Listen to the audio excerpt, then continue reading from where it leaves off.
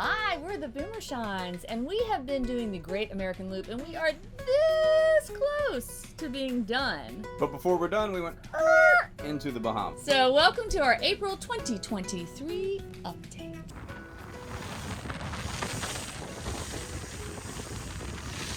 So we are here in Eleuthera, beautiful Bahamas.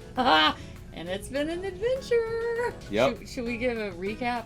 So I feel like we need to give a where we went and what happened. A recap of so when we left off, we were in the Keys, and then we went from Ocean Reef in Key Largo across the Gulf Stream to Bimini. Did we talk about the Ocean Alexander rendezvous that we did to celebrate 45 years of Ocean Alexander? Absolutely incredible. The folks at Ocean Alexander were awesome.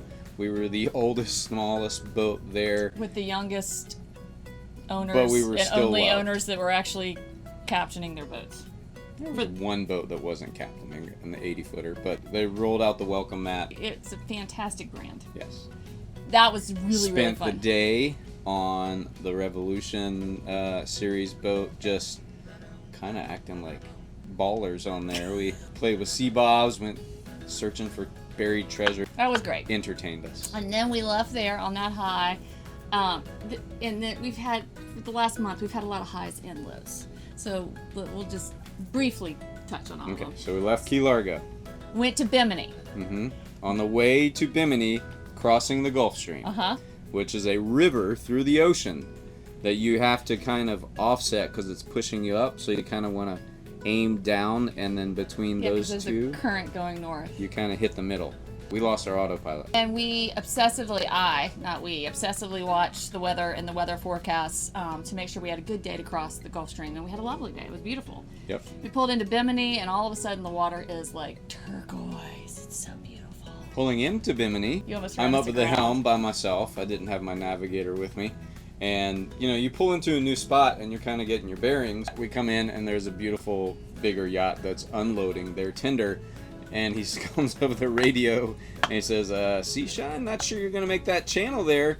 Which was a polite way of saying, hey, you're idiot, you're about to run aground. Well, and to your credit, you were looking at the markers, not at the maps. I stare at the maps all the time. I saw a big red. There was a big red, like, floating buoy, which Mark assumed was a marker. Which in the U.S. it would have been, but... Not a marker, just a big red floating buoy. But like Canada, the Bahamas have different sized markers, buoys. All sorts of markers in the Bahamas, so if there are markers. Oh yeah, some of them are about this big and they're black and they call them green. So you just need to assume there are no markers in the Bahamas, and we quickly rerouted because it's a weird entrance into Bimini. We did not run aground on our first trip. Pulled into Bimini, big game, and it was absolutely stunning. The water, I think that's some of the clearest water. Oh, it was spectacular. Yeah, it was a great way to be, like Bahamas said, welcome. Welcome. Look at the clear water.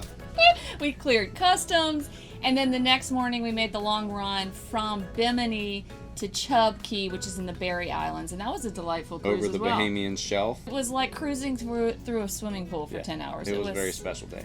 It was spectacular, and Chubb is a lovely resort. It's just beautiful, and we stayed there longer than anticipated because of some wind. We also managed to get stranded in the chicken tender. We were so excited to find conch shells that we weren't paying attention to the tide, and it went out very quickly, which left us stranded. Some very nice boater saved us. Saved y'all. I stayed with the boat for 3 hours in the blazing sun. It's amazing when you're in that situation. I actually started contemplating if this was how it was all going to end, and I came to the consensus that I was okay with it. Well, and for an hour he stopped responding to texts and radio calls. So that because the dude came paddleboarding up, I had nothing else to do, so I on a deserted island and was chatting with this dude. But anyway, so we left Chubb, and we saw some friends at Chubb. Chubb was awesome. We left Chubb and went to Atlantis. We were only supposed to be in Atlantis for one day. I was like, one day in, do the water slide, see it all, and we're out of there. And then because we were getting south of the storm that flooded Fort Lauderdale, but the storm took a shift. And long story short, I begged and pleaded for us to stay at Atlantis through the storm, which we did. We both didn't sleep the whole night before because we were wondering I was like, we were supposed to be on anchor, and we've got 40-mile-an-hour winds coming at us. The marina opened at 7 a.m. I was there at 7 a.m. I was like, please let us stay. And they let us stay, which was very nice of them. So we basically held on. And Atlantis is a wonderfully protected marina, but we still bounced around a lot. Like, the flags on top of Atlantis were shredded by the end of the storm. The Bahamian flag the national flag was shredded. Anyway, so I'm so glad we were there. And then after the storm ended, we headed south again to the Exumas, and our first stop was Highborne Cay, which is a beautiful resort, great restaurant. But when we got to Highborne, I heard Mark, he goes down to do his engine room check, and I hear him call me in that voice that I know. Cinda. And our bilge was filled with oil. Never a good sign. First thought is always, oh, the main engines, the girls. Peaches and cream, Peaches and cream are great. Long story short, it was a stabilizer. We had blown a hydraulic line, which makes our fins that keep us stable in big seas. It got literally a split in it, and it's oil that's in there, and so it was squirting. So it was like an $80 part, and there's 4 of them. Yep. But only one of them broke. So one of the things you learn on this trip is you jump into action. So you find out where that part is. You call. We called Naiad, who makes it. They made them special for us because they don't make them anymore. And then you find, how do you get things here? And a friend had a part shipped using Staniel Air. Bruno at Staniel Air was amazing. Tiny little airline, so you ship it to their offices in Fort Lauderdale, and then they stick it on a plane when they have room. Yep. For that weight, and then they fly it. We anchored at Highborne. We saw rare iguanas, and then we moved to Shroud Cay. The night on Anchorage was near a bunch of mega yachts, and we found out why, because it was a pretty rough spot, and they can handle it better than we did. It wasn't terrible, but it was rocky rolly. So we weighed anchor and then moved on to Shroud and got a mooring ball. Love mooring balls. Yep. Although I've since heard a couple horror stories about mooring balls, but we love mooring balls. And we were nervous because SeaSHINE's bow is pretty high up. We'd always assumed that it's going to be a long reach, and you couldn't get the eyelet of the mooring ball with the boat hook from the bow. We had to come midship. I had to get the boat halfway up to along the ball, and then I hooked it at the lowest point so she could reach down. Bell came, helped. It was all hands on deck. It was awesome. We did great. First attempt. Yeah, Shroud. We've been on a catamaran sailboat and taken 3 attempts. We're saltier now, though. Yeah. So from Shroud, we went to Compass Cay, which is a marina. It's a protected marina.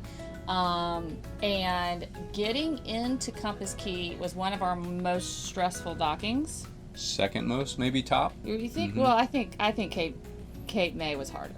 This one was tricky because we had a solid wind off our beam. We got into Compass Cay. It was stressful.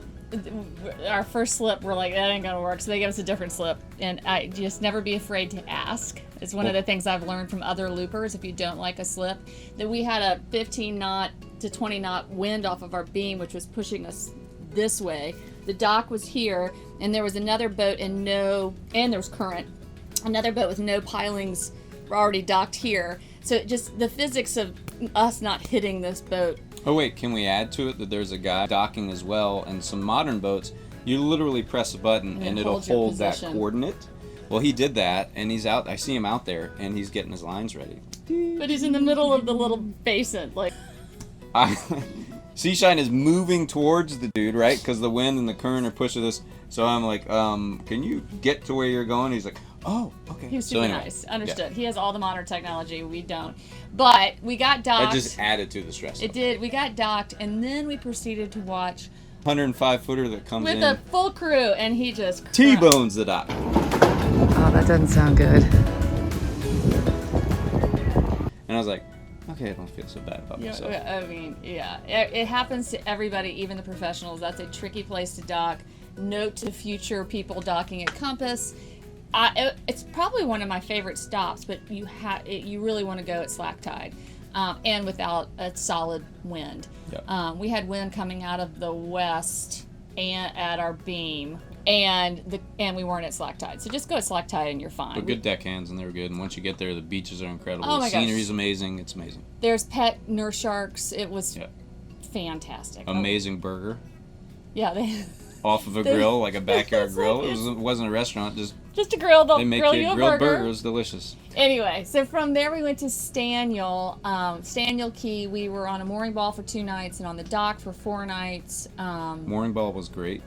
Yeah, the dock was great too. We love mooring balls. Problem with SeaSHINE is she's not as modern as other boats, so I'm constantly managing our power consumption, either going back and forth between the batteries and the generator, which basically means for me overnight I get like 3 hours sleep off on.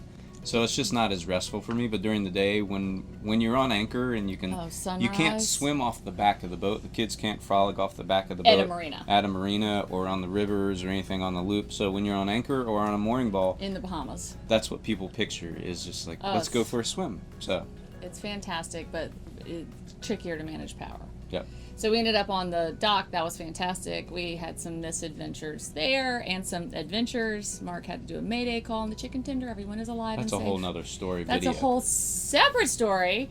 I just about broke my leg. Yeah. So then we left Staniel and we came here. And we are in Eleuthera, and we are going to be traveling around Eleuthera for a while. Oh, but on the way here, I was checking our stabilizers, make sure they worked. I put my hand on the engine where I usually put it at a protected area, but it was kind of rough. I put my hand right on about the hottest part of the engine. So that was the burn, and Cinda told me keep it in the water for 4 hours. Well, and I kept dumping ice, and the ice was melting in like 2 seconds. So all I have is this blister. It could have been, I think, a lot worse. Yeah. And we saw a pod of whales. That was super cool. So we're here in the Bahamas for another month, and then we head back to Florida. Yes, so the big news is we have SeaSHINE under contract. And the cool part is we've kind of known who we were going to sell it to before we even left. They were the backup offer before we left, and we were the backup offer. Eventually bought SeaSHINE, so we're just continuing the tradition. Which gets us to the point. We don't have a backup offer, and you never know what will happen. So if you're seriously interested in SeaSHINE, we are taking backup offers because history has proven that sometimes that too ends up with this beautiful boat. Brokered the deal directly pretty much with the people who have approached us a year ago. Yep. But we're also using for the selling, we're using a broker named Brent Bowlin, who's actually a friend of ours and has recently started a yacht brokerage company called Great Loop Yacht Sales. So we're using him to help us sell SeaSHINE, even though we're not kind of doing it in the traditional way. But we used Charity Gary when we purchased SeaSHINE, and she was amazing. Highly recommend her. She was extremely patient with me because we looked at so many different boats. But because of the relationship that we had with Brent Bowlin and his family, who were one of the first potential loop families that we ever met when we went to our first loop rendezvous in 2019 in Chicago. And they were talking about doing it, and there were 3 families that were all under 60, and they were one of them. And then we also fostered a cat, and they adopted the cat. So there's just a lot of, and our boys are best friends. A great fit for us to help support Brent and Michael and their new Great Loop Yacht Sales venture, and they're going to do great. Brent's background is in insurance and sales. He partnered with Michael, who has been a boat broker selling loop boats and other boats for years. They started Great Loop Yacht Sales. So there's a ton of experience. Obviously, Charity's got years of experience as well. So if you're looking for a broker, we recommend any of those. If you're looking for SeaSHINE, contact Brent, and he will have more information, and he's the one that's taking backup offers. Yes. But we got our girl sold. She's been amazing. She's been an amazing floating home. The roominess, the spaciousness. There's no better She boat. was massive up in Canada and other areas on the Trent Severn, and she is tiny here in the Bahamas. We have seen so many mega yachts and super yachts. She has been the perfect boat for us, and we have felt honored to have her, and I have intimately gotten to know her. I've taken great the care insides and out of her. We plan to close on our end of June, and then we will start editing all these adventures that we've talked about, although we just spoiled all the fun and told you about it. But when you see the video footage, it'll be even more entertaining. Oh, and we're keeping the chicken tender. Oh, yes. It has a the chicken tender it has is a bullet family hole name in it that we got somewhere between New Jersey and the Bahamas. And any boat you survive a mayday in, then like a... And it's been shot? Seriously? It's a family member. Yeah, anyway, back to real life. Mark, we haven't done a really good job documenting all the paintings that you've done while underway, but Mark is opening up his commission list again to start painting in back on land. But yeah, you'll want to get, if you want something by Christmas, you need to get on the list. Mm-hmm. Mark keeps a list, and he has a limited number of commissions he can do every month, and that number was significantly limited while we were looping. But you're going to be back up to normal speed. Yep. Shortly. And what other... I think that's it. I think we've rambled enough. I know. So please pick up 2 pieces of trash a day. Thank you so much for your kind comments. We love seeing your encouragement. And if you want more up-to-date details of these adventures, follow us Instagram at the Boomershines. And we actually have a TikTok account now too, at SeaSHINE. Yeah. Kind of went viral on a tour. Oh, and we should probably say that the kids and the cats are okay. And he says hello. They're all still with us. They're full-on ship kitties. They Yes. don't even get sick anymore in the high seas, but they're going to be happy to be on land and climb trees. There's our update. Thank you, and Shine on.